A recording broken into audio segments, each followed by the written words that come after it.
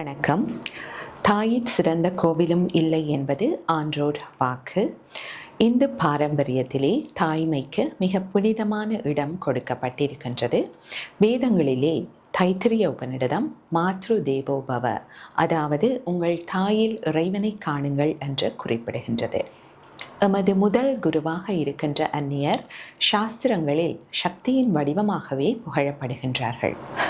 சாஸ்திரங்களில் பல சிறந்த அன்னையரை நாம் காண முடிகின்றது. ராமாயணத்திலே கௌசல்யாவின் தாய்மையை விஞ்சி நிற்கின்றது சுமித்திரையனுடைய கதாபாத்திரம். தந்தையின் சொல் கேட்டு வனவாசம் செல்ல புறப்படுகிறார் ஸ்ரீராமர். அவரோடு தானும் இணைந்து கொள்ள விரும்புகின்றார் லக்ஷ்மணன்.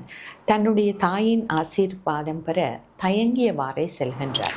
அந்த நேரத்தில் சுமித்திரை, ஸ்ரீராமர் தான் உனது தந்தை, சீதாதேவி தான் உனது தாய், அந்த காடுதான் உனக்கு அயோத்தியா என்றும், தொடர்ந்து மகனே இவன் பின் செல் தம்பி எனும்படி அன்று அடியாரின் ஏவல் செய்தி மன்னும் நகர்க்கே அவன் வந்தடின் வா அன்றேல் முன்னம் முடி என்றனர்.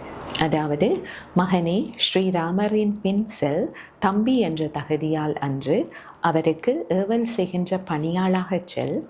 அவர் அயோத்திக்கு திரும்பி வந்தால் நீயும் வா, அவர் வரவில்லை என்றால் ராமருக்கு முன் நீ இறந்து போ என்று கூறி ஆசீர்வதிக்கின்றார். இங்கு சுமித்திரை இயல்பில் யாருமே விட்டு கொடுக்காத தாய்மையை விட்டு கொடுத்து பற்று பிணைப்பு இவற்றையெல்லாம் கடந்து தனது மகனுக்கு பக்தியையும் சேவையையும் உணர்த்தி தாய்மையில் உயர்ந்து நிற்கின்றார். நன்றி.